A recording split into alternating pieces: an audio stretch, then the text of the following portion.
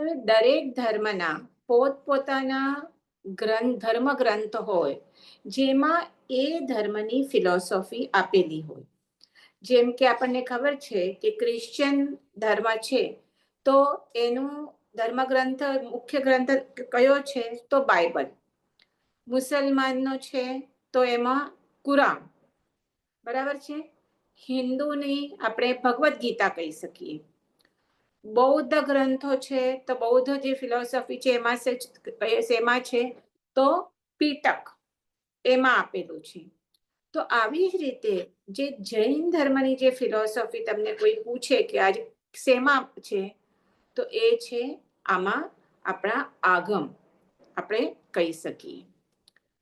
આપણે ખ્યાલ છે કે જ્યારે મહાવીર પરમાત્માને કે આપણે કહીએ કોઈ પણ તીર્થંકર પરમાત્માને જ્યારે 4 ઘાતી કર્મ ક્ષય થઈ અને કેવળ જ્ઞાન કેવળ દર્શનની ઉત્પત્તિ થાય છે, એટલે ત્યારે શું થાય છે? ત્યારે દેવો આવી અને સમવસરણની રચના કરે છે. પરમાત્મા ત્યાં બિરાજે છે. ચતુર્વિધ સંઘની સ્થાપના કરે છે. સાધુ સાધ્વી શ્રાવક શ્રાવિકા એમના મુખ્ય શિષ્યો ગણધર ભગવંતની સ્થાપના કરે છે અને સમવસરણમાં બેસી અને તેઓ દેશના આપે છે. એ દેશના 3 સૂત્રો ઉપર એના ઉપર હોય છે: ઉપનેયવા, વિઘ્નેયવા અને ધ્રુવેયવા. આ દેશના એટલે દરેક ચીજ ઉત્પન્ન થાય છે, નષ્ટ થાય છે, પણ એટ ધ સેમ ટાઈમ એ ધ્રુવ પણ છે. અને જ્યારે પ્રભુ આ દેશના સમવસરણમાં બેસીને આપે છે ત્યારે ચતુર્વિધ સંઘ ત્યાં હોય છે. અને માલ કૌંસ રાગમાં, માલ કૌંસ રાગ અત્યંત શાંત અને મીઠો છે, વૈરાગ્ય પ્રધાન છે. એ રાગમાં પ્રભુ દેશના આપે છે. દિગંબર લોકો કહે છે કે ખાલી એમની ઓમ દિવ્ય ધ્વનિ જ ખરે છે. અને એમાં સમવસરણમાં બેઠેલા, સમવસરણમાં 4 ગતિમાંથી 3 ગતિના જીવો આવે છે. દેવો પણ આવે, મનુષ્ય તો ઓબ્વિયસલી હોય, અને તિર્યંચો પણ ત્યાં આવે છે. બધા આખું જે 3 ગઢ છે ત્યાં નીચે આખું તિર્યંચને બેસવા માટેની આખી જગ્યા છે. અને એવું પરમાત્માની દેશના લબ્ધિ હોય છે. આપણે જોઈએ તો પરમાત્માના વાણીના 35 ગુણ, તીર્થંકર આપણે જ્યારે કર્યું ત્યારે કર્યું, 35 ગુણ છે. એમાંથી એક ગુણ છે કે એ જ્યારે દેશના આપે ત્યારે બધા જીવો પોતપોતાની ભાષામાં સમજે. મનુષ્ય હોય પોતાની ભાષામાં સમજે, ઇંગ્લિશ હોય તો ઇંગ્લિશમાં સમજે, હિન્દી હોય તો હિન્દીમાં સમજે. એવી જ રીતે તિર્યંચો પણ એ પોતપોતાની ભાષામાં એ બધી જ દેશનાનો અર્થ સમજે છે. તો જ્યારે પ્રભુ દેશના આપે ત્યારે એમના મુખ્ય શિષ્ય જે ગણધર ભગવંતો હોય છે, એ ગણધર ભગવંતો એ દેશનાને ઝીલે અને એને સૂત્ર રૂપે એને ગૂંથે. શું કરે? સૂત્ર રૂપે એને ગૂંથે. એટલે દેશના કોણ આપે છે? તીર્થંકર પરમાત્મા. અને એને સૂત્ર રૂપે કોણ ગૂંથે છે? સૂત્રબદ્ધ કરે છે આ ગણધર ભગવાન. અને એ જે આખી જે એમની ભગવાનની વાણી છે, એ 12 અંગમાં એમણે સૂત્રબદ્ધ કરી છે, જેને આપણે આગમ અથવા દ્વાદશાંગી કહેવાય. દ્વાદશાંગી એટલે દ્વાદ એટલે 12 અને અંગ એટલે 12 અંગરૂપી આ આગમ છે, જેના અર્થ કરતા ભગવાન છે અને સૂત્ર કરતા ગણધર ભગવાન છે. એટલે આ 12 અંગ દ્વાદશાંગી જે છે એ જ આપણા આગમ, મૂળ આગમ છે, જેમાં જૈન ધર્મની ફિલોસોફી છે. એમાં શું છે? આપણે કહીએ તો આ આગમ શાસ્ત્રો એ જૈન બંધારણનો પાયો છે એમ કહી શકાય. એટલે આમાં મેન તો જ્ઞાન, દર્શન અને ચારિત્ર. આ શું છે? જ્ઞાન, દર્શન અને ચારિત્ર આપણે શું કહી શકીએ ને? એ સિદ્ધાંત છે મેન. તો આ રત્નત્રયના સિદ્ધાંત છે. તો આ જ્ઞાન, દર્શન, ચારિત્ર રૂપી રત્નત્રયના સિદ્ધાંતો, પછી એના નિયમો, એનો આચાર, એનું વિશદથી આ શું માર્ગદર્શન આપેલું છે આ આગમમાં. કારણ મેન પાયો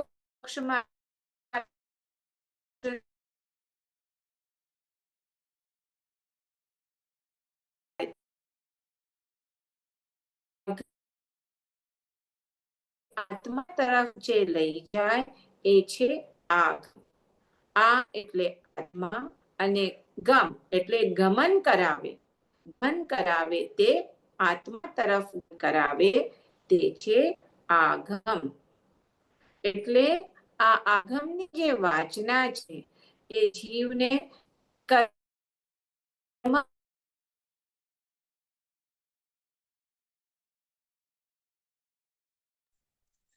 વોઇસ નથી આવતો.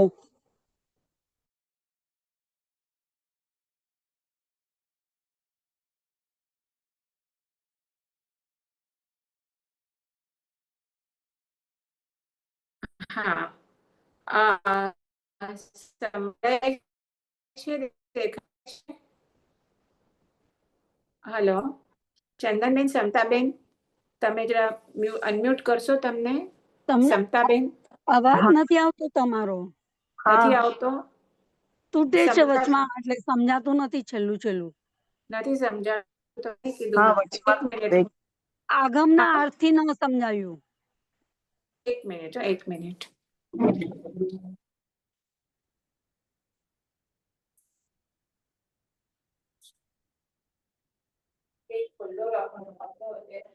નેટ નતો પકડાશે. એસી ચાલુ થયું અથવા હવે જોજો સંભળાય છે? હવે સંભળાય છે? હા, આવ્યો, અવાજ આવ્યો. દરવાજો બંધ કર્યો તો મેં. એટલે આગમ, આગમ એટલે આ એટલે આત્મા, એ તો સમજાયું બરાબર? ના ના, તો ત્યાંથી જ અવાજ તૂટ્યો. અચ્છા, ઠીક છે. તો આ એટલે આત્મા અને ગમ એટલે ગમન કરાવે. એટલે આત્મા તરફ જે ગમન કરાવે એ આજ્ઞા. એટલે આગમની વાચના છે એ જીવને કર્મક્ષયનો માર્ગ બતાવે છે કે સોરી, કેવી રીતે જીવ કર્મક્ષય કરી અને શું કરે, મોક્ષની સાધના કરે, એ આમાં બતાવેલું છે. તમને દેખાય છે મારો ફેસ બરાબર? હા, દેખાય છે. ઓકે, આમાં નથી આવતું, ઠીક છે. તો આમાં શું શું બતાવેલું છે દ્વાદશાંગીમાં? તો આ દ્વાદશાંગી એટલે મેં કીધું એવી રીતે 12 અંગ છે. તો એમાં લોકાલોકનું સ્વરૂપ છે. એટલે લોક અને અલોક, આપણે જે બધું કર્યું છે આ 9 તત્વનું સ્વરૂપ છે. આપણે ષટ દ્રવ્ય છે, 6 દ્રવ્ય એ છે. પછી સાધુ સાધ્વીઓના આચાર શું છે, ગૃહસ્થ ધર્મ શું છે, કર્મ સિદ્ધાંત શું છે, પાપ પુણ્યના ફળ વગેરે બધું ડિટેલમાં સમજાવ્યા અને એના અનુરૂપ કથાઓ પણ એમાં આપેલી છે. એટલે આવી રીતે આખું આપણે કહીએ તો આ 12 અંગોમાં આપણે આખું જૈન દર્શન સમજાવેલું છે અને એની સાથે કથાઓ પણ છે. પણ અત્યારે આપણે જોઈએ તો એમાંથી જે છેલ્લું અંગ છે દૃષ્ટિવાદ, એ અંગ હમણાં અવેલેબલ નથી. જેમાં 14 પૂર્વ આપણે કહીએ, પેલા 14 પૂર્વધારી કહેતા હતા ને, કે ભદ્રબાહુ એટલે એ છેલ્લા 14 પૂર્વધારી ભદ્રબાહુ સ્વામી થયા. એના પછી આ દૃષ્ટિવાદ અવેલેબલ નથી. સ્થૂળીભદ્ર સ્વામીને આપણે ખબર છે કે 10 અંગ એ ભણ્યા, પણ પછી આખી ઓલીની સ્ટોરી થઈ, સિંહનું રૂપ એમણે કર્યું અને એમના બહેનો બધી દર્શન કરવા આવે છે, તો ત્યાં બંધ કરી દે છે એમના ગુરુ કે હવે લોકોની એટલી યોગ્યતા નથી રહી કે બધું આટલું પૂર્વનું જ્ઞાન પચાવી શકે. એટલે પછી બહુ વિનંતી કરે છે સ્થૂળીભદ્ર સ્વામી સંઘ, ત્યારે એ 14 પૂર્વ સૂત્રથી આપે છે પણ અર્થથી નથી આપતા. એટલે આ જે 12મું દૃષ્ટિવાદ અંગ છે એ હમણાં વિલુપ્ત થઈ ગયું છે. આપણી પાસે 11 અંગ હમણાં જે છે એ જ છે હમણાં. અને આ 11 અંગ ઉપરાંત 12 ઉપાંગ છે, 10 પ્રકીર્ણક છે, 6 છેદ સૂત્ર, 4 મૂળ સૂત્ર અને 2 ચૂલિકા સૂત્ર. એટલે ટોટલ 45 આગમ ગ્રંથો ઉપલબ્ધ છે. અને આપણે કહીએ તો દેરાવાસી સંપ્રદાયમાં આ 45 આગમ માને છે, જ્યારે સ્થાનકવાસી સંપ્રદાયમાં એ લોકો 32 આગમને જ માને છે. પણ આપણે હમણાં જે 45 આગમ છે એ પ્રમાણે જ આપણે જોશું. હવે આ જે આગમ છે એ આગમ સાહિત્ય બે વિભાગમાં ડિવાઈડ થયેલું છે. એક છે અંગ પ્રવિષ્ટ અને બીજું છે અંગ બાહ્ય. અંગ પ્રવિષ્ટ એટલે જે દ્વાદશાંગી અથવા તો આપણે 11 અંગ છે એ આમાં આવે. એમાં એવી રીતે આવે કે આપણે કહીએ જે ડાયરેક્ટ મહાવીર ભગવાનના મુખેથી જે વાણી નીકળી છે અને જેને ગણધર એમના મુખ્ય શિષ્યો ગણધર ભગવંતે જેને સૂત્રરૂપી એમાં સૂત્રમાં જે ગૂંથી કરી છે એ શું છે અંગ પ્રવિષ્ટ છે. એટલે જે પરમાત્માની ડાયરેક્ટ વાણી ગણધર ભગવંતોએ જેને આ સૂત્રબદ્ધ કરેલી છે. અને એના પછી શું થાય છે, આ જે પછી જે આચાર્ય ભગવંતો થાય છે એ આચાર્ય ભગવંતોએ એના પછી આના બેઝ ઉપરથી જે ગીતાર્થ આચાર્ય ભગવંત કે સ્થરી ભગવંત થયા એમણે બીજું જે સાહિત્ય રચેલું છે જે આ અંગોને સમજાવે છે એ સાહિત્ય છે એ અંગ બાહ્ય આવે. એટલે મેં જે પછી 12 ઉપાંગ પ્રકીર્ણક છેદ સૂત્ર મૂળ સૂત્ર ને ચૂલિકા એ જે બધું બોલી એ અંગ બાહ્યમાં આવે અને અંગ પ્રવિષ્ટમાં કેવળ આ 10-11 અંગ જ આવે. પાછું મારો દરવાજો બંધ થયો છે, તમને જો ન સંભળાય વચમાં તો મને કહેજો. ઓકે, હવે આ આગમોનું જ્ઞાન પ્રથમ શું હતું, આચાર્યો પોતાના શિષ્યોને આપતા. ત્યારે હજી આગમ લેખિત નહોતા થયા. ગણધર ભગવંતોએ રચ્યું પહેલા, અને આપણે સુધર્મા સ્વામીની પાઠ કહીએ તો સુધર્મા સ્વામી, પછી બીજા એમના શિષ્ય કોણ આવે, જંબુ સ્વામી, પછી એમના પાઠે કોણ આવે, પ્રભો સ્વામી. તો એવી રીતે એ લોકોનો પણ એટલો જ્ઞાનનો ક્ષયોક્ષમ હતો કે ગુરુ એમને સમજાવે અને એ ગ્રાસ કરે અને પછી એ જ્યારે પોતે ગુરુ થાય ત્યારે પોતાના શિષ્યોને આપે. તો આવી રીતે ગુરુ શિષ્યની પરંપરાથી આ જ્ઞાન શું હતું, ચાલતું હતું. એક મિનિટ, આ કેમ આવી રીતે થાય છે ખબર નથી પડતી. Reaction share, I don't know. ઠીક છે, ચલો જવા દો, જે છે રહેવા દો. તો આવી રીતે આ જ્ઞાન ચાલતું. પરંતુ જેમ જેમ શું થતું ગયું, જેમ જેમ કાળ આગળ વધતો ગયો એવી રીતે શું થતું ગયું, આ જ્ઞાનનો ક્ષયોક્ષમ ઓછો થતો ગયો. એટલે હવે એ લોકો એક તો જે હમણાં આપણી પાસે આગમ છે અને એકચ્યુઅલી મૂળ આગમ હતા એ પણ ઘણા એમાંથી શું કહેવાય એનું સાઈઝ ઘણું, કદ ઘણું નાનું થઈ ગયું છે. તો ત્યારે તો આ આગમમાં પણ ઘણા સૂત્રો હતા અને હવે જ્ઞાનનું ક્ષયોક્ષમ આ અવસરપીણી કાળ છે. અવસરપીણી કાળ એટલે ઉતરતો કાળ, એટલે બધું જ એમાં ઉતરતું થતું જાય. તો જેમ જેમ કાળ આગળ વધે તેમ જેમ આયુષ્ય, વીર્ય, જ્ઞાન શક્તિ બધું ઓછું ઓછું થતું જાય. તો પછી શું કર્યું, આ પછી વાચના થઈ. એટલે એક વાચના, બીજી વાચના, ત્રીજી વાચના, અને પછી ઈસવીસન 454 આ એક આચાર્ય હતા દેવર્ધિ ગણિક ક્ષમાશ્રમણ. એમણે શું કર્યું, સૌરાષ્ટ્રમાં વલ્લભીપુરમાં બીજા બધા આચાર્યો ભગવંતોને ભેગા કર્યા અને જેમની પાસે જેટલું જેટલું જ્ઞાન હતું એ બધું જ્ઞાનનું સંકલિત કરી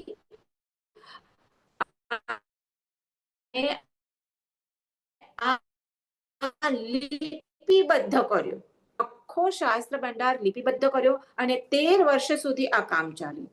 આ વલ્લભીપુર એટલે આપણે હમણાં કહીએ પાલીતાણાની જે તળેટી છે તે ત્યાં સુધી વલ્લભીપુર સુધી તળેટી ત્યાં હતી. અને આવી રીતે આ આગમોને ગ્રંથસ્થ કરાયા જે આપણી પાસે આજે છે.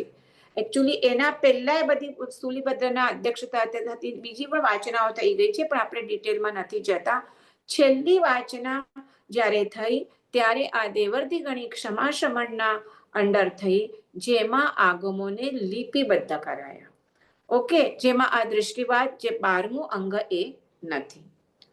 તો હવે મેં તમને આજે પીડીએફ મોકલાવી છે, એમાં આ બધા આગમ 45 આગમ એકદમ શોર્ટમાં મેં આપેલા છે. પણ આજે આપણે આના પછી પર્યુષણ આવશે એટલે આપણા 1 કે મને લાગે છે 2 ટન હવે આપણું બંધ થશે. ગુરુવાર તો નથી જ, અને એના પછીનો જે ગુરુવાર એ દિવસે પણ હું નથી લેતી. એટલે 2 ગુરુવાર છોડીને પછી નેક્સ્ટ 3rd ગુરુવારના આપણું થશે. તો એટલે મેં પહેલા હું બીજો ટોપિક લેવાની હતી, પણ મેં કીધું આગમ આજે જેટલું થઈ જાય એટલું આપણે લઈ લઈએ. ઇટ્સ જસ્ટ ડિસ્ક્રિપ્ટિવ છે, બાકી પછી તમે લોકો વાંચી પણ શકશો, બહુ ડિફિકલ્ટ નથી આટો. એટલે પીડીએફ મેં ડીટીપી કરેલી પીડીએફ છે, તમે બરાબર સમજી શકો, એના પ્રિન્ટઆઉટ કઢાવી લેજો. તો તમને ખ્યાલ હશે, કોઈને ખ્યાલ હોય, 12 અંગના નામ: આચારાંગ સૂત્ર, સૂત્રકૃતાંગ સૂત્ર, સમવાયાંગ સૂત્ર, પછી ઠાણાંગ સૂત્ર, એના પહેલા આવે, પછી સમવાયાંગ આવે, પછી ભગવતી સૂત્ર, એના પછી જ્ઞાતા ધર્મ કથા સૂત્ર, ઉપાસક દશાંગ સૂત્ર, અંતગળ સૂત્ર, અનુત્તરોપપાતિક સૂત્ર, અને એના પછી પ્રશ્ન વ્યાકરણ સૂત્ર અને વિપાક સૂત્ર. આમ 12 અંગ આપેલા છે. થોડું થોડું આપણે હમણાં જે છે એ જ હું બોલું છું, બીજું કંઈ નથી. ઇટ્સ વેરી વેરી શોર્ટ, તમને થોડો ખ્યાલ આવે એટલા માટે. હવે આ બધા જ આગમ છે એ પ્રાકૃત અર્ધમાગધી ભાષામાં લખેલા છે, કારણ ત્યારની જે બોલી ભાષા હતી એ અર્ધમાગધી હતી. અને સંસ્કૃત એટલે શું, બ્રાહ્મણો માટે, બધા નોર્મલ પબ્લિક ના સમજી શકે. એટલે પ્રભુની કરુણા કેવી કે એમણે જે ઉપદેશ આપ્યો એ પણ કે બધા લોકો સમજી શકે એવી રીતે એમણે ઉપદેશ એ ભાષામાં ઉપદેશ આપેલો છે. એટલે આપણા સૂત્ર પણ તમે હમણાં જોશો તો એ સૂત્ર, ચૈત્યવંદનના સૂત્ર, આપણા પ્રતિક્રમણના, એ બધા સૂત્ર અર્ધમાગધીમાં આપેલા છે. તો આચારાંગ સૂત્રનું નામ તો બધાએ સાંભળ્યું હશે. એનું મૂળ પ્રાકૃતમાં નામ છે આયારો, બરાબર છે, અને સૌથી પ્રાચીન અને પ્રથમ આગમ છે. તો આમાં શું છે એનું મૂળ, આપણે વસ્તુ જોઈએ, આપણે કથા તો નથી, પણ એમાં મૂળ સબ્જેક્ટ શું છે? તો આચાર એટલે આચાર એ ધર્મ છે. તો આચાર સુધીને ઇમ્પોર્ટન્સ આપ્યું છે. મુનિ માટે જ્યારે દીક્ષા ગ્રહણ કરે છે ત્યારે આચાર માટે આ આધારભૂત સૂત્ર છે. એટલે એ લોકો જ્યારે નવદીક્ષિત મુનિ હોય તો એક તો દશવૈકાલિક સૂત્ર જે પછી આવશે, અને બીજું આ અંગ પ્રવિષ્ટ એટલે કે જે મેન 11 અંગ છે એમાં પ્રથમ આગમ આ આચારાંગ સૂત્રનું નવદીક્ષિત મુનિને અધ્યયન કરાવાય છે, એમના ગુરુ કરાય છે, એટલે એમને ખબર પડે કે મુનિના આચાર કેવા છે. પછી એમાં શું કીધું છે, આચારની મૌલિક પરિભાષા આપી છે કે આચાર એટલે સૌથી મુખ્ય એટલે રાગ દ્વેષ રહિત તમે જે પણ કર્મ કરો એ આચાર છે. અને આમાં મોક્ષનો ઉપાય બતાવ્યો છે આચારાંગ સૂત્રમાં. જે 6 પદ છે, આત્મા છે એ નિત્ય છે, કર્મનો કર્તા છે, કર્મનો ભોગતા છે, મોક્ષ છે અને મોક્ષના ઉપાય છે. તો આ જે 6 પદ છે આપણે કહીએ સૌથી પ્રથમ તો એ અહીંયા આચારાંગ સૂત્રમાં બતાવેલા છે. એનું આધારભૂત તત્વ છે, એનું નિરૂપણ અહીંયા કર્યું છે. એ ઉપરાંત આચારાંગ સૂત્રમાં ષડજીવ નિકાયનું સિદ્ધાંતનું પણ નિરૂપણ કર્યું છે. ષડજીવ નિકાય એટલે શું? આપણે કહીએ ને જીવ કેટલા છે, આપણે 6 કાયના જીવો, ષટ એટલે 6, તો 6 કાયના જીવનું અહીંયા નિરૂપણ કરેલું છે. આપણે બીજા ધર્મમાં જોઈએ તો અહિંસા તો બધા ઠેકાણે બતાવી છે, કોકમાં થોડીક ઉપરની હોય, થોડીક કોકમાં વધારે ડીપ હોય, પણ બેઝિકલી બધી જ અહિંસા ત્રસ જીવ માટે બતાવી હોય, એટલે જે હાલતા ચેલતા જીવો હોય એના માટે જ બતાવી હોય. જ્યારે જૈન દર્શન એક એવું દર્શન છે કે જેમાં એકેન્દ્રિય જીવો પણ, જેમાં પૃથ્વી, આપ, તેવ, વાવ અને વનસ્પતિ, બરાબર આપણે બધું જોયું છે, 6 કાયના જીવો છે, તો એના જીવની પણ અહિંસા એટલું સૂક્ષ્મ સુધી અહીંયા વર્ણન કરેલું છે. હવે વનસ્પતિનું ચલો, હવે જગદીશચંદ્ર બોઝે એટલે સાયન્સમાં એ લોકોએ પ્રૂવ કર્યું છે, એટલે વનસ્પતિમાં જીવ તેઓ માને છે, પણ હજી સુધી પૃથ્વી, પાણી, અગ્નિ, વાયુમાં હજી સુધી જીવ માનતા નથી. પણ આ મહાવીર ભગવાન કહે છે કે જેમ આપણે સંવેદના છે, આપણે કોઈ આપણો હાથ કાટે, પગ કાટે, કંઈ પણ કરે તો જેમ આપણને દુઃખ થાય, એવી જ રીતે આ એકેન્દ્રિય જીવોને પણ એમને પણ દુઃખ થાય. પણ એવું છે ને કે હમણાં આપણે મૂંગા અને બહેરા છીએ, આપણે બોલી નથી શકતા, તો આપણને કોઈ આપણે હાથ પગ છેદન કરે તો આપણે વ્યક્ત કરી શકવાની આપણામાં ક્ષમતા નથી, ચીસો પાડવાની, બૂમ મારવાની, પણ આપણે દુઃખ તો થાય જ. તો એવી જ રીતે આ બધા જે જીવો છે, પૃથ્વીકાયના જીવો વગેરે એકેન્દ્રિય જીવો, એ એમની વેદના, તમે જ્યારે એમને વનસ્પતિ પર ચાલો છો, તમે કઈ પાણી ઢોળો છો, તો આપણે લાઈટ, તો એ જીવોને પણ વેદના થાય છે, પણ તેઓ પ્રકટ નથી કરી શકતા. એટલે 6 કાયના જીવની અહીંયા હિંસા ન કરવું, એની વીરતા આ બતાવી છે. આચારાંગ સૂત્રમાં અહિંસાનું સ્વરૂપ અલગ અલગ રીતે બતાવ્યું છે. પછી બીજું છે સૂયગડાંગ સૂત્ર. આપણે થોડુંક શોર્ટમાં લઈએ છીએ.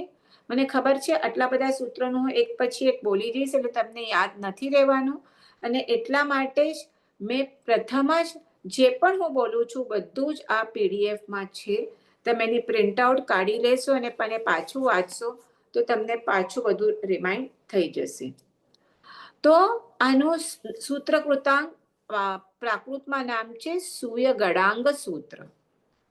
હવે આમાં છે ને જૈન દર્શન અને બીજા દર્શનો, જેમ કે બૌદ્ધ દર્શન છે, ચારવાક દર્શન છે, હિન્દુઓના પણ અલગ અલગ વૈશેષિક દર્શન છે, એમ બધા અલગ અલગ દર્શનોનું સરખામણી એટલે તુલના કરી છે. એટલે સરખામણી પણ કરવી છે અને તફાવત પણ કર્યો છે કે ક્યાં એ સરખા છે બેઉ દર્શન અને ક્યાં જુદા પડે છે. અને એવી રીતે ન્યાયયુક્ત એટલે લોજિકલી ડિફરન્સ બતાવ્યો છે, અને પછી લોજિકલી પ્રૂવ કર્યું છે કે જૈન દર્શન કેવી રીતે આ બીજા દર્શનોથી જુદો તો પડે છે, પણ સાથે સાથે કેવી રીતે એ અન્ય દર્શનથી કેવી રીતે શ્રેષ્ઠ છે. તો એ અહીંયા લોજિકલી અહીંયા બતાવ્યો છે. પછી સંયમ માર્ગ છે, જે સંયમ ગ્રહણ કરે છે તો એમને ઘણી બધી અનુકૂળતાઓ પણ આવે અને પ્રતિકૂળતાઓ પણ આવે. તો એ પ્રતિકૂળતા જ્યારે આવે તે ઉપસર્ગ હોય, પરિસહ હોય, તો એવા વખતે કેવી રીતે એક સંયમ ગ્રહણ કરેલો કેવી રીતે સમતા ધારણ કરે છે એ પણ આખું બતાવ્યું છે. પછી નરક, આપણે નરકગામી જીવ કેવી રીતે થાય, તો એના ઉત્પત્તિનું કારણ, પછી નારકીનું સ્વરૂપ શું છે, એની વેદનાઓ કેવી છે, એનું વર્ણન પણ અહીંયા કરેલું છે. તો આવી રીતે ઘણા બધા વિષયો આમાં ચર્ચાવેલા છે. પછી આવે છે સ્થાનાંગ સૂત્ર ત્રીજું, જેને જ પ્રાકૃતમાં કહેવાય સૂત્ર. તો એમાં સંખ્યાના આધારથી અહીંયા જીવ અને પૂતગલના વિવિધ ભાવોનું વર્ણન કર્યું છે. જેમ કે જીવ એટલે એક જીવ ને સપોઝ આપણે એક સંખ્યા હોય તો એક જ દ્રવ્ય, જીવ દ્રવ્ય, પછી 2 દ્રવ્ય હોય તો જીવ અને અજીવ, પછી 3 દ્રવ્ય, 3, તમે સપોઝ મને 4 હમણાં યાદ આવ્યું, 4, તો 4માં શું આવશે? 4 ગતિ આવે, મનુષ્ય ગતિ, દેવ ગતિ, નિરંજ ગતિ, નારકી ગતિ. 4 કષાય આવે, ક્રોધ, માન, માયા, લોભ. તમે યાદ કરશો તો આવતું જ હશે. પછી 5 નંબર હોય તો 5 જ્ઞાન છે, પંચેન્દ્રિય, એકેન્દ્રિય, પંચેન્દ્રિય જીવો છે. એ રીતે નંબર 1 થી 10 નંબર જે આવે એમાં જીવ અને પૂતગલના વિવિધ ભાવોનું વર્ણન કર્યું છે. એમાં થાણાંગ સૂત્રમાં. એવી જ રીતે સમવાયાંગમાં પણ સેમ, પણ ત્યાં 1 થી 100 સુધી નંબર લીધેલા છે. 100 જેમ કે આપણે હવે 12 નંબર લઈએ તો 12 ભાવના આવે, બરાબર? એવી રીતે તો એવી રીતે 100 સુધી શું આવે એ બધું એનું વર્ણન અહીંયા કરેલું છે. પછી આપણે મેં કીધું ને શોર્ટમાં હું જાઉં છું, બહુ કે ડિટેલમાં જતી નથી. પછી ભગવતી સૂત્ર. હવે આ એક બહુ ઇમ્પોર્ટન્ટ સૂત્ર છે. પાંચમું સૂત્ર છે, પાંચમું અંગ છે, અને સૌથી દ્વાદશ અંગ આપણે કહીએ 11 અંગમાં સૌથી મોટું આગમ છે.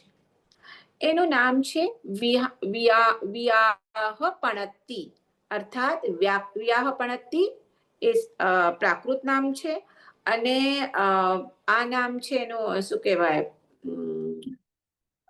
સંસ્કૃત નામ છે વ્યાખ્યા પ્રજ્ઞપ્તિ. તો આ આખું આગમ છે એ પ્રશ્નોત્તર શૈલીથી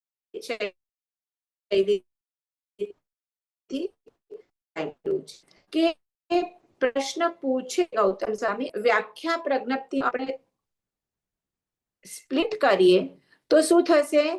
વ્યાખ્યા પ્લસ પ્રજ્ઞપ્તિ. ખ્યાલ આવ્યો કેવી રીતે આવશે? વ્યાખ્યા પ્લસ પ્રજ્ઞપ્તિ. તો વ્યાખ્યા એટલે શું?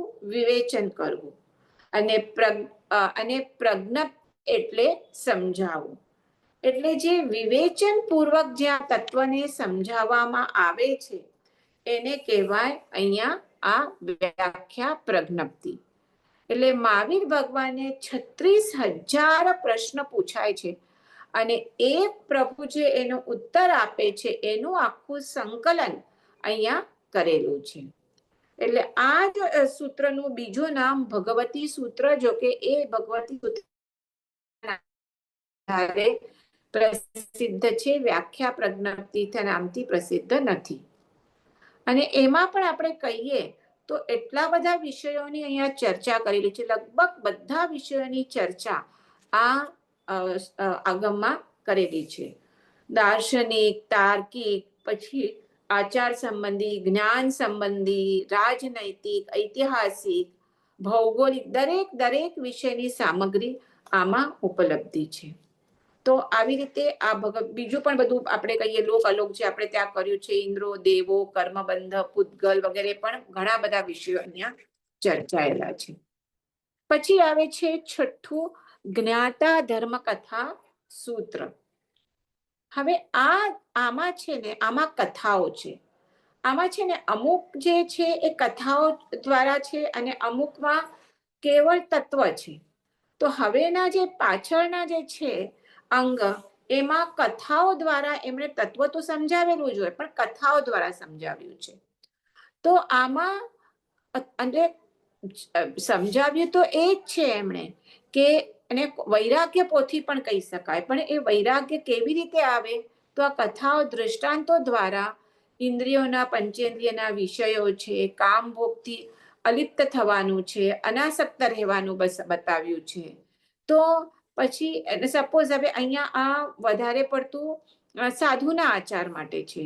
તો જો ક્યારેક કોઈ શિષ્યનું મન પાછું આવ્યા, તો આપણે સંસારમાંથી આવ્યા છીએ, અને ક્યારેક કંઈક જોઈને પાછા એ પંચેન્દ્રિયના વિષયમાં, આપણે ખબર છે સાધુને તો કોઈ વિષયમાં એમને બધા વિષયોનો ત્યાગ કરેલો છે.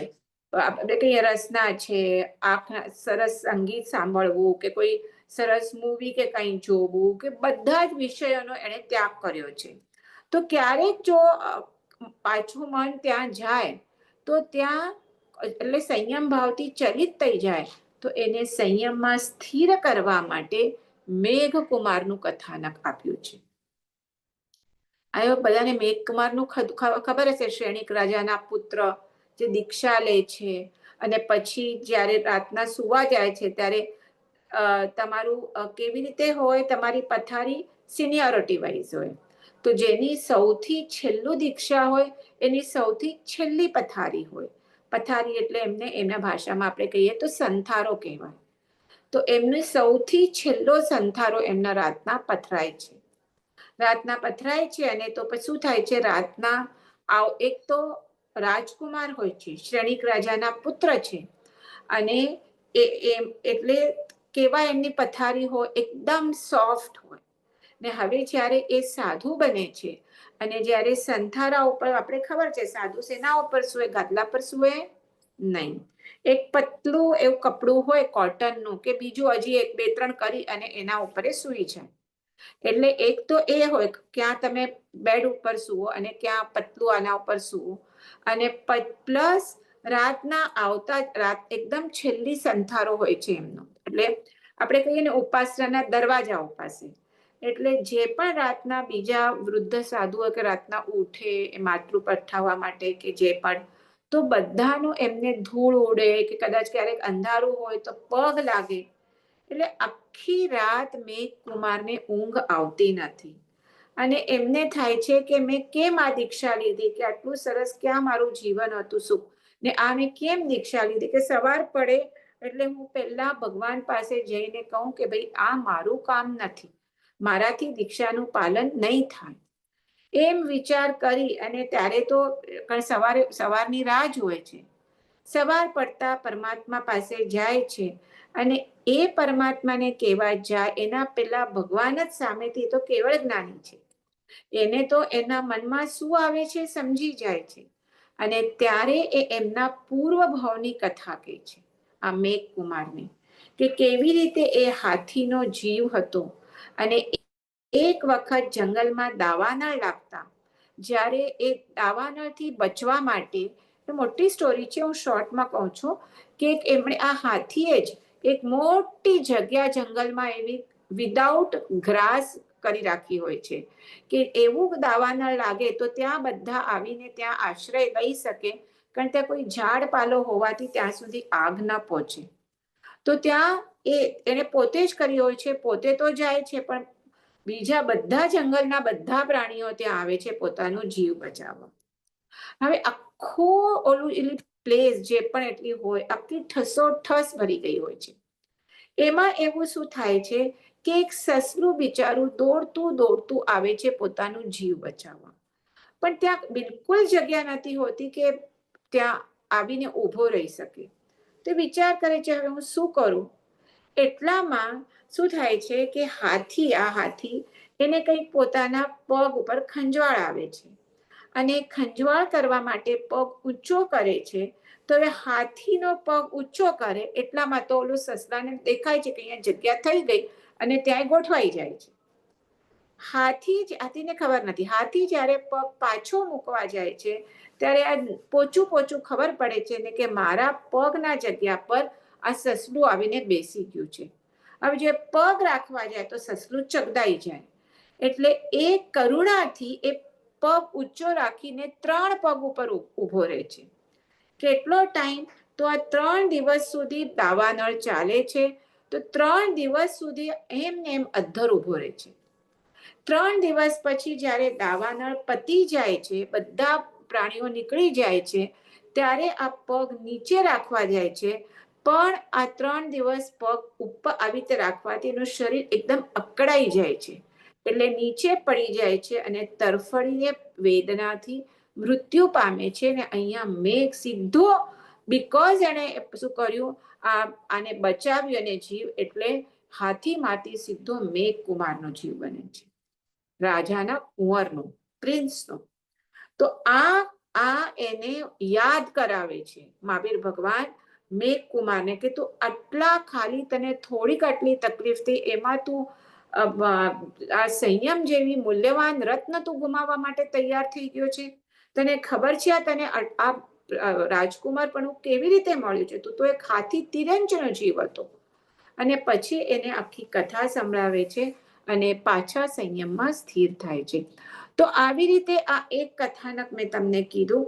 એવી રીતે આ જ્ઞાતા ધર્મ કથા સૂત્રમાં આવી રીતે જે કથાઓ છે અલગ અલગ છે.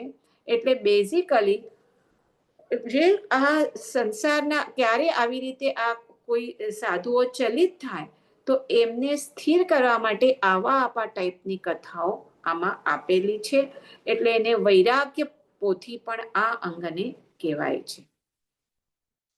પછીનો 7મો અંગ છે ઉપાસક દશાંગ સૂત્ર.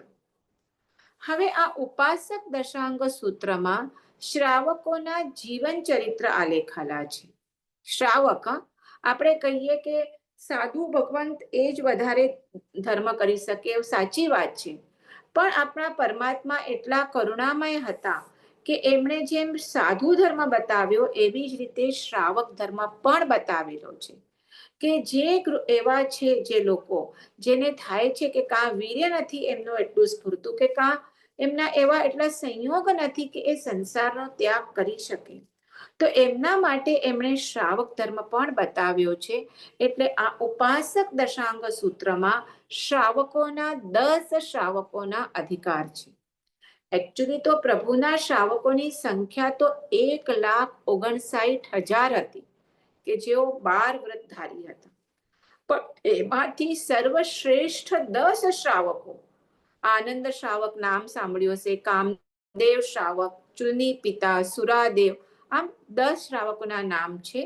એ એમનું 10 અધ્યયનમાં એનું એક શ્રાવકનું ચરિત્ર આપ્યું છે. તો આપે કે એ ચરિત્ર વાંચવું હોય તો you have to read that અંગ. હમણાં તો આપણે એક ખાલી એટલું સમજવાનું છે, એમાં એક સિમિલેરિટી છે 10 શ્રાવકોમાં. શું? તો આ બધા શ્રાવકો શું હતા? ધન સંપન્ન હતા, સમૃદ્ધ હતા. અને જ્યારે મહાવીર પ્રભુને જ્યારે એમણે દેશના સાંભળી, એમના સમાગમથી એમના જીવનમાં પરિવર્તન આવ્યું. અને શું આવ્યું? એમને શ્રાવક ધર્મનો સ્વીકાર કર્યો, એટલે 12 વ્રતનો સ્વીકાર કર્યો. જીવનને મર્યાદિત અને સીમિત બનાવ્યું. આપણે જ્યારે પરિગ્રહ પરિમાણ વ્રત ધારણ કરીએ છીએ, તે કે આટલો જ પરિગ્રહ મને, એટલે જીવનને સીમિત કરાવ્યું. એની પાસે તો ઘણો ધન સંપય હતો.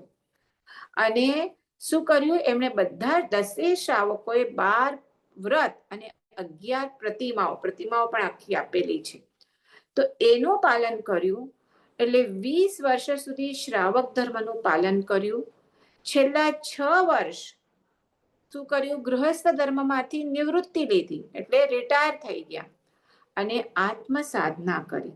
અને અંતે 1 માસનો સંથારો લઈ અને સમાધિ મરણ કર્યું, જેનાથી એઓ દેવલોકમાં જન્મ હમણાં તેમનો થયો છે, હમણાં દેવલોકમાં છે.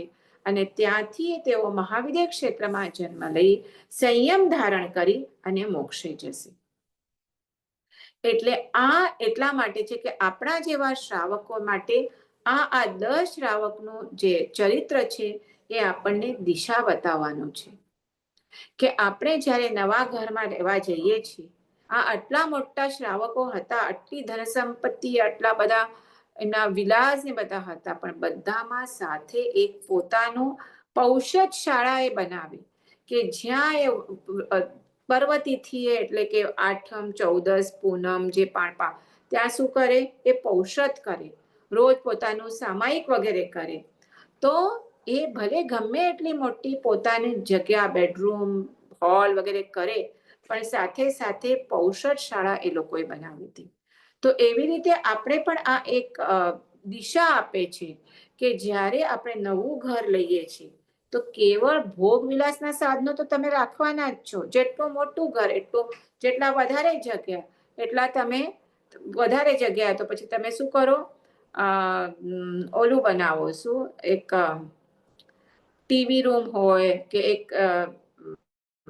નાનું ઓડિટોરિયમ, શું કહેવાય એને, સ્મોલ ઓડિટોરિયમ આપણે બનાવીએ, કે જ્યાં તમે મોટું તમારું આ લગાડી અને તમે મૂવીઝ વગેરે જોઈ શકો, જીમ બનાવો વગેરે. પોતાના એટલે 2-3 બેડરૂમ સુધી ઠીક છે, પણ પછી જ્યારે જે પાસે વધારે જગ્યા હોય, તો એવી રીતે એ લોકો બનાવે છે. તો અહીંયા કહે છે કે કેવળ ભોગ વિલાસના તો તમે એટલા જ સાધનો, એવું વાતાવરણ રાખો, પણ તમે સાધના કરી શકો એવું પણ સ્થાન તમને રાખવું જરૂરી છે. તો આવી રીતે અહીંયા આપણે કહીએ કે આ આખા આ ઉપાસક દશાંગ સૂત્રમાં શ્રાવકોના જીવનથી એમણે બતાવ્યું છે કે શ્રાવકનો વ્રતો ગ્રહણ કરવા એ સોનું ખરીદવા સમાન છે, જ્યારે જે તમે પોતાના શક્તિ અનુસાર ખરીદી શકો છો. અને જે આત્મકલ્યાણ એટલે ભલે તમે મહાવ્રત જ્યારે લેવા હોય, એ રત્ન સમાન છે. તો રત્ન તો તમને આખું રત્ન જ લેવું પડે, પણ જ્યારે આ શ્રાવકના વ્રતો છે એ સોના સમાન છે. સોનું ખરીદો તો સોનું તો તમારી જેટલી કેપેસિટી, હવે તો કેટલા ભાવ વધી ગયા છે, લાખ ઉપર, તો તમે 1 તોલો પણ લઈ શકો, અડધો તોલો પણ લઈ શકો, 20 તોલા પણ લઈ શકો. એટલે તમે જેવી સંસારમાં રહીને પણ આત્મકલ્યાણ કરી શકો એના માટે આ ઉપાસક દશાંગ સૂત્ર આ અંગ છે. એના પછી છે 8મું અંતગળ સૂત્ર, જેમાં સાધુ વ્રત ગ્રહણ કર્યું છે, પંચમહાવ્રત ગ્રહણ કર્યા છે, ખૂબ આત્મ સાધના કરે છે અને કરી અને જે મહાત્માઓ ચરમ શરીરી છે, ચરમ શરીરી એટલે આ શરીર એમનું છેલ્લું, એના પછી એમને જન્મ મરણ નથી. ગજસ કુમાર આપણે જોઈએ કે શું છે, ગજસ કુમાર એમણે દીક્ષા લીધી અને પછી શું થયું, એમણે આ બધું આપણે ખબર છે, દીક્ષા લીધી અને પછી કૌશક ધ્યાનમાં ઊભા હતા અને એના સૌમિલ શસ્ત્રાને ખબર પડે છે, એક બહુ ગુસ્સો થઈ જાય છે, એમના માથા ઉપર શું કરે છે, અંગારાની ધગધગતા અંગારાની પાઘડી રાખે છે અને ત્યાં જ એ સમભાવે રહી અને પોતાના બધા કર્મોને શું કરે છે, ક્ષય કરે છે અને ત્યાં ને ત્યાં શું કરે છે, મોક્ષે જાય છે. તો આ જે સૂત્રમાં અણગાર સાધુ ધર્મને સ્વીકારી જે મહાત્માઓ ચરમ શરીર છે તે જ ભાવમાં મોક્ષે જવાના છે. એટલે એ અંતર્મુહૂર્તમાં એક કેવળ જ્ઞાન પામે અને તરત ત્યાંથી શું થાય છે, મોક્ષે જાય છે, કોઈને દેશના વગેરે આપતા નથી. એવા મેં ગજસ કુમારનું તમને એક્ઝામ્પલ કીધું, એવા બીજા પણ ઘણા બધા મુનિઓ થઈ ગયા છે. તો આવી અંતગળ સૂત્ર એટલે સંસારનો અંત કરવાની આ અંતઃકરણની યાત્રા, તો આમાં આ અંતગળ સૂત્રમાં આ કથાનકો આપેલા છે. પછી અનુત્તરોપપાતિક સૂત્ર. તો હવે આ અંતગુણ સૂત્રમાં તપ અને ત્યાગ દ્વારા સિદ્ધત્વ જેમણે પ્રાપ્ત કર્યું છે, 10 જીવાત્માઓની કથા છે. અને આ જ્યારે આ 9મું સૂત્ર છે અનુત્તરોપાતિક સૂત્ર, તો એમાં આ અહીંયા શું થાય છે, સીધા મોક્ષે જાય છે અને આ સૂત્રમાં એ આત્મ સાધના કરી અને એ અનુત્તર વિમાનમાં ઉત્પન્ન થાય છે. અનુત્તર વિમાન એટલે તમને યાદ હોય તો આપણે જે જૈન ભૂગોળ શીખ્યા હતા, આપણે કોસ્મોલોજી, તો એમાં આ લોક અને અલોક, તો આપણો આ 14 રાજલોકમાં આપણું ક્યાં સ્થાન છે, 14 રાજલોકના 3 ભાગ છે, એક ઉર્ધ્વલોક, એક મધ્યલોક અથવા તો તીર્છાલોક અને નીચે અધોલોક. તો એમાં તીર્છાલોકમાં આપણે છીએ અને ઉર્ધ્વલોકમાં 12 દેવલોક છે. એના પછી 9 ઓલા શું છે, શું કહેવાય, ગ્રેવ્યક 9 ગ્રૈવયક છે અને પછી એના ઉપર 5 અનુત્તર વિમાન છે અને અનુત્તર વિમાનમાં સૌથી ઉપર સર્વાર્થ સિદ્ધિ વિમાન છે. હવે જે આ અનુત્તર વિમાન છે એ અનુત્તર વિમાનમાં જે એકાવતારી હોય એ જ ત્યાં ઉત્પન્ન થાય, એટલે ત્યાં ઉત્પન્ન થશે એ અને ખૂબ મોટા 32-33 સાગરોપમના આયુષ્ય હોય અને ત્યાં ઉત્પન્ન થઈ આટલા આયુષ્ય પૂર્ણ થયા પછી એ લોકો પાછા તીર્છાલોકમાં આવે, જન્મ પામે અને દીક્ષા લઈ સંયમ ગ્રહણ કરી મોક્ષે જાય, એટલે એક જ અવતારી હોય. પરંતુ એ આટલા મોટા એમના શું છે, એમના આયુષ્ય છે અને ત્યાં કેવળ તત્વ ચર્ચા કરે છે. આટલા કોઈ પંચેન્દ્રિયના ભોગ વિલાસમાં એ બીજા જે નીચેના દેવલોક હોય એ તો દેવોના તો કેવા વિલાસો તો એમાં એ હોય, પણ આ અનુત્તર ઓવાયના જે જીવો હોય એ ત્યાં કોઈ ભોગ વિલાસમાં નથી પડતા, પણ ત્યાં તત્વ ચર્ચા આટલા લાંબા આયુષ્યમાં એ જ કરતા હોય છે. એટલે એવા જે 33 આત્માઓ છે કે જેઓ આ પોતાનું સાધના કરતા કરતા એ શું થાય છે, આ અનુત્તર વિમાનોમાં ઉત્પન્ન થાય છે. 5 પ્રકારના અનુત્તર વિમાન છે, વિજય, વિજયંત, જયંત, અપરાજિત અને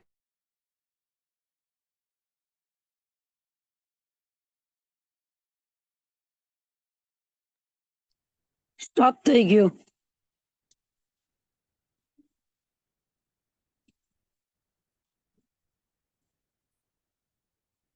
વિમાનમાં ઉત્પન્ન થાય છે. એનું કારણ એમ છે કે જો એ 7 લવ એટલે ઓલમોસ્ટ 4 minutes and 22 seconds, આ ક્યારે આટલા ઉપરના વિમાનમાં આપણે ક્યારે ઉત્પન્ન થાય?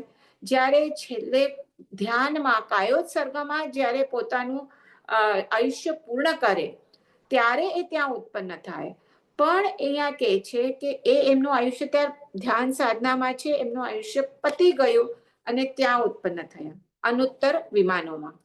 પણ જો એ કેવળ 4 મિનિટ ને 22 સેકન્ડ એટલે 7 લવ સુધી હજી જો એમનું આયુષ્ય કન્ટિન્યુ રહે અને એ જો ધ્યાન એમને કન્ટિન્યુ ધારા ચાલત તો ત્યાં બધા કર્મનો ક્ષય કરી અને સીધા મોક્ષે જાય. પણ કેવળ એમનું એટલું આયુષ્ય ઓછું પડ્યું એટલે હવે સીધો એમના માટે તો 33 સાગરો ઉત્કૃષ્ટ દેવલોક છે સૌથી, પણ એમના માટે તો એ મોટી જેલ થાય છે. કેટલું મોટું 33 સાગરો પરનું આયુષ્ય, એટલે ત્યાં સુધી હવે મોક્ષે તો નહીં જ જઈ શકે. તો આવી રીતે અહીંયા પણ આ એમાં જે 33 આત્માઓ છે એની કથાઓ છે આમાં આપેલી છે. હવે આ આવી રીતે 6, 7, 8, 9 આમાં બધી કથાઓ છે. એના પછી 10મો જે છે એ છે પ્રશ્ન વ્યાકરણ સૂત્ર. એટલે આમાં સેમ ભગવતી સૂત્રની જેમ પ્રશ્ન અને ઉત્તર રૂપે આપેલા છે. 2 શ્રુતસ્કંધ છે એમાં, અને એમાં 2 શ્રુતસ્કંધમાં પહેલો શ્રુતસ્કંધ એટલે 2 ભાગ, સિમ્પલ 2 ભાગ.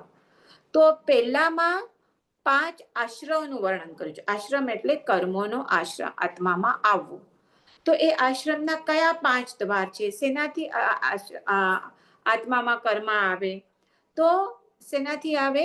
તો હિંસા, જૂઠ, ચોરી, અબ્રહ્મ અથવા તો મૈથુન અને પરિગ્રહ. તો એ અહીંયા એટલે એને કીધું છે અહીંયા આશ્રવ દ્વાર, અને એનું આખું અહીંયા સમજાવેલું છે પહેલા ભાગમાં કે કેવી રીતે આ આશ્રવ થાય છે. અને સૌથી મેન હિંસા, કે હિંસાથી તમને અલ્પ સુખ મળે પણ મહા દુઃખ મળે.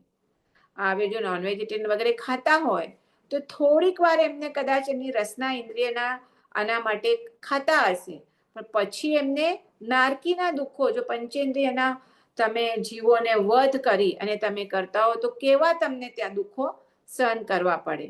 તો એ સર્વથા ત્યાજ્ય છે. તો આવી રીતે આ હિંસા અધ્યયન છે. પછી બીજું જૂઠ અધ્યયન, ચોરી અધ્યયન. તો આવી રીતે એક એક આશ્રવ દ્વારનું અહીંયા પહેલા શ્રુતસ્કંદમાં વર્ણન કરવું છે કે જે અવશ્ય છોડવા યોગ્ય છે. બરાબર છે. 5 પ્રકારના આ આશ્રવ દ્વારના નિમિત્તથી બચવા માટે ધર્મનું સેવન કરવાનું છે. પછી બીજા શ્રુતસ્કંદમાં આશ્રવથી અપોઝિટ શું આવશે? સંવર. આશ્રવ એટલે કર્મોનું આત્મામાં આવવું અને સંવર એટલે આવતા કર્મોને રોકવું. તો એના પણ પાછા 5 અધિકાર છે. સેમ આવી જ રીતે હિંસાથી અપોઝિટ અહિંસા. તો એવી રીતે સત્ય, અચૌર્ય, બ્રહ્મચર્ય અને અપરિગ્રહ. ત્યાં 5 સંવરદાઓનું આમાં વર્ણન છે. તો આવી રીતે આ પ્રશ્ન વ્યાકરણ સૂત્રમાં આ જે પૂછાયેલા પ્રશ્નોના જે જવાબ હોય એ આ પ્રશ્નોત્તર વાળું સૂત્ર પ્રશ્ન વ્યાકરણ સૂત્ર છે, જે આ 2 પાર્ટમાં, એક પાર્ટમાં આશ્રવ દ્વાર અને એક પાર્ટમાં સંવર દ્વાર એનું આખું વર્ણન કરેલું છે. પછી 11મો અંતિમ અંગ, કારણ 12મું તો છે નહીં, એ છે વિપાક સૂત્ર. વિપાક એટલે આપણે જે પુણ્ય કે પાપ કર્મ કરીએ એનું જે આપણે ફળ મળે છે એને વિપાક કહેવાય. અને એ કથા રૂપે અહીંયા પાછું, હવે આમાં કથાઓ છે, અહીંયા પ્રતિપાદન કરેલું છે. એટલે બેઝિકલી વિપાક એટલે શુભાશુભ કર્મોનું પરિણામ. તો પુણ્યથી શું થાય? તમને બાહ્ય સુખ મળે છે, એટલે અનુકૂળતા મળે છે. અને પાપથી શું થાય છે? દુઃખના નિમિત્ત થાય છે, દુઃખથી પ્રાપ્તિ થાય છે. જ્યારે ધર્મ કરો તો શું થાય છે? નિર્જરા થાય છે. એટલે આવા ભાવોથી આ બધા વિપાક સૂત્ર છે. એના પણ 2 શ્રુતસ્કંદ છે. એક છે સુખ વિપાક, એટલે સારા કાર્ય કરવાથી સુફળ મળે. બીજું છે દુષ્કૃત્ય, એટલે કે ખરાબ કર્મથી સુફળ મળે, એ છે દુઃખ વિપાક. એટલે મેઇન જે કર્મ સિદ્ધાંત છે જૈન દર્શનનો મૂળ પાયો, તો એમાં એના જે સિદ્ધાંત છે એની કથાઓ આ આગમમાં બતાવેલી છે. કે કારણ આપણને શું લાગે કે જે કર્મ આપણા માટે અનુકૂળ હોય એ આપણે કેવી રીતે મળે, તો પુણ્ય કર્મના અનુભવથી. અને જેનો પ્રતિકૂળ અનુભવ આપણે ન ગમે, હમણાં બહુ ગરમી થઈ રહી છે ને અચાનક લાઈટ ચાલી ગઈ, તો શું થયું, એ પ્રતિકૂળ કર્મ એનો ઉદય થયો. તે શેના લીધે થાય, તમારા પાપના ઉદયથી. એટલે બેઝિકલી તમે જે પણ કર્મ બાંધો છો, પુણ્ય કર્મ કે પાપ કર્મ, એનું ફળ તમને આ જન્મમાં અને આ જન્મના ન મળે તો આગળના જન્મમાં ક્યારે પણ એ તમને એનું ફળ ભોગવવું જ પડે છે. એટલે પાપ કર્મ બાંધ્યું હોય તો ભવિષ્યમાં દારૂણ વેદનાઓ ભોગવવી પડે. તો એનું બધું વર્ણન દુઃખ વિપાક, જે બીજો પાર્ટ છે એ છે. જ્યારે તમે સારા કાર્ય કરો, સુકૃત કરો, તો તમે જે પુણ્ય બાંધો અને એનાથી તમને અનુકૂળ બધી વ્યવસ્થાઓ, આપણે સરસ રીતે બેઠા છીએ, લાઈટ પંખામાં બધું બેઠા છીએ, આપણે સ્વાધ્યાય કરી રહ્યા છીએ, સારું ખાવાનું મળે છે, પીવાનું મળે છે, સારી ફેમિલી છે, તો આપણે પુણ્ય કર્મનો ઉદય છે.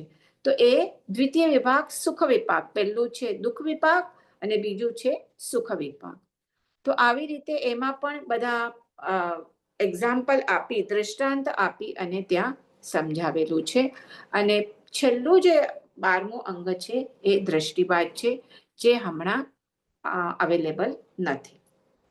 હવે આ જે આપણે હમણાં સમજ્યા એ છે અંગ પ્રવિષ્ટ, કે જે ભગવાનના મુખેથી ડાયરેક્ટ વાચના છે, જેને સૂત્રમાં ગણધર ભગવંતોએ સૂત્રબદ્ધ કરેલી છે.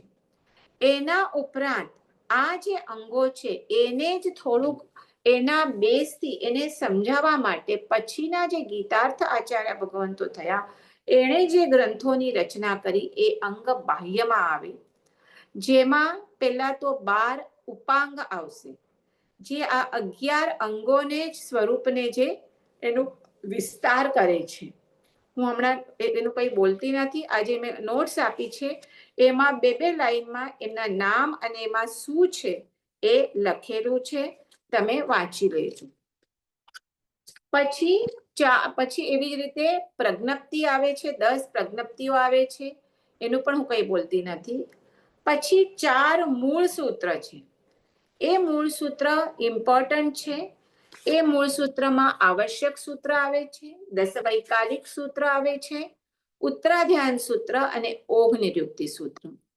તો આવશ્યક સૂત્ર આપણે ગયા હમણાં 3 પાર્ટમાં આપણે જે કર્યું, જેમાં આપણે પ્રતિક્રમણ કહીએ 6 આવશ્યક છે, એનું એ આવશ્યક સૂત્ર મેં કીધેલું કે પરમાત્માએ જ્યારે બીજી વાચનાઓ આપી તો એની સાથે જ આ આવશ્યક સૂત્રની, એટલે 6 આવશ્યક જે ચતુર્વિધ સંઘને રોજ કરવા યોગ્ય છે એની વાચના આપેલી. એ એટલે ગણધર ભગવંતોએ એ બીજા અંગો સાથે આવશ્યક સૂત્રની રચના ત્યારે જ કરેલી છે. કયા 6 આવશ્યક છે બોલશો સમતાબેન? આવશ્યક સૂત્ર આપણે હમણાં જ જોયું, એમાં 6 આવશ્યક કયા આવશે?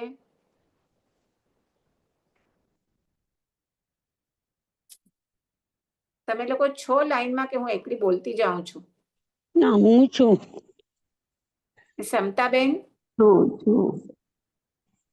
તો બોલો ને સમતાબેન, 6 આવશ્યક કયા છે? પેલા અનમ્યુટ તો કરો, અનમ્યુટ કરો તમને. હા, હવે બોલો. કઈ વાંધો નહીં. પ્રતિક્રમણ કરીએ એમાં જે 6 આવશ્યક આપણે, હા, એટલે એ જ આપણે હમણાં જોયા ને 6 આવશ્યક.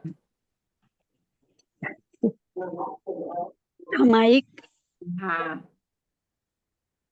હવે આપણે પ્રતિક્રમણ કરશું ને 2-4 દિવસ પછી, તો ચાલુ થાય છે આપણા, તો કરશો ને પ્રતિક્રમણ? પાછા એક વખત ઓલા સાંભળી જજો.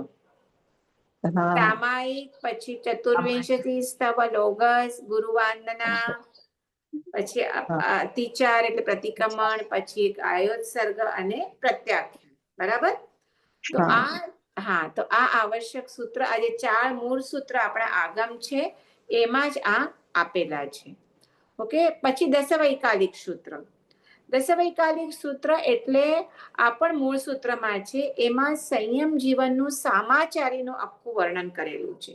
એની હવે આખી સંયમ ભાવ સુરી જે આચાર્ય થઈ ગયા, એમણે પોતાના 8 વર્ષના બાળક મનક, એને ખબર પડે છે કે એ દીક્ષા લે છે આ 8 વર્ષનો બાળક, અને જુએ છે કે એના બાળકનું 6 મહિનાથી વધારે આયુષ્ય નથી.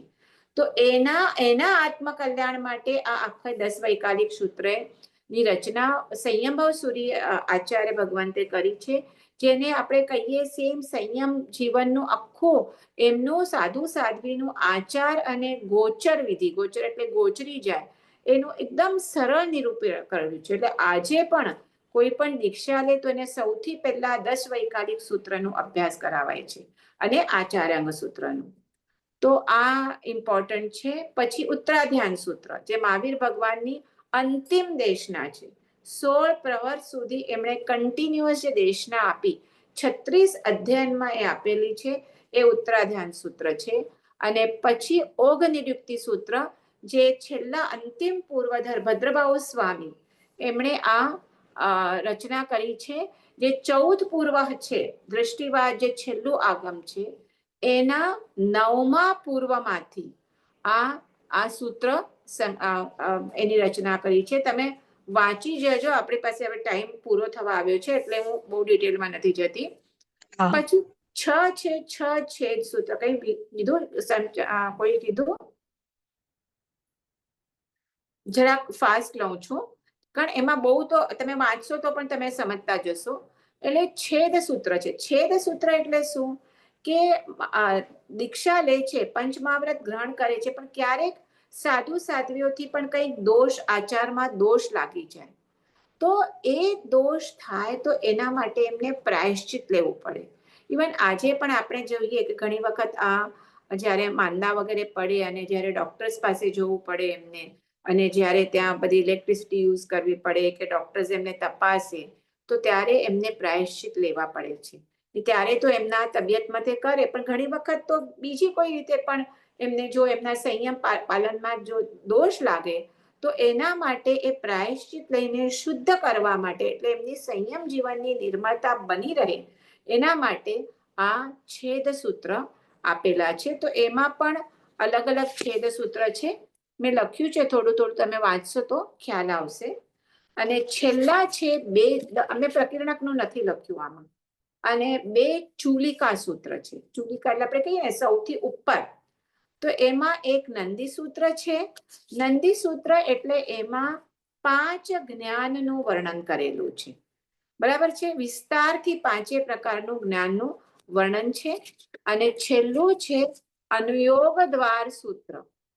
તો આ અનુયોગ દ્વાર સૂત્ર એ સૌથી છેલ્લું છે, જેમાં સર્વ આગમોને સમજવાની આપણે કહીએ તો એ માસ્ટર કી આપેલી છે. તો આવી રીતે આપણે આજે આ આગમ સાહિત્ય આપણે ટોપિક કમ્પ્લીટ કર્યો. મેં ફાસ્ટ જ ગઈ છું, પણ એટલા માટે જ કે આમાં કંઈ બહુ એવું કંઈ સમજાવવાનું છે નહીં. તમને લાગ્યું સમતાબેન કંઈ ડિફિકલ્ટ? નહીં, બિલકુલ નહીં. એટલે સમજ ખ્યાલ આવ્યો ને બરાબર? તો હવે તમે આ જો નોટ્સની પ્રિન્ટ આઉટ કરી લેજો અને વાંચશો તો બીજા પણ મેં અંગ પ્રવિષ્ટ તો જે 11 અંગ છે એનું શોર્ટમાં મેં લીધું છે, અને પછી જે અંગ બાહ્ય છે એ પણ બહુ તો તમે જસ્ટ તમને ખ્યાલ આવે કે શું છે. એટલે આ 12 અંગ અને 12 ઉપાંગ ને તમે જોઈ જશો. બાકી મૂળ સૂત્રનું, છેદ સૂત્રનું જરાક વાંચી લેજો તો તમને ખ્યાલ આવશે એમાં શું છે. ઓકે, બસ. જય જીનેન્દ્ર. આના વિરુદ્ધ, જીનાગના વિરુદ્ધ કંઈ બોલાયું હોય તો મિચ્છામી દુક્કડમ. અને હવે પર્યુષણ આવે છે તો પર્યુષણ માટે બધાને મિચ્છામી દુક્કડમ. બધા સારી આરાધના થાય. અને આપણે હવે પર્યુષણમાં એક ગુરુવાર, એ ગુરુવાર છોડી અને પછી હું લખીશ કે ક્યારે મળશું ત્યારે. ઓકે, જય જીનેન્દ્ર. જય જીનેન્દ્ર. જય જીનેન્દ્ર.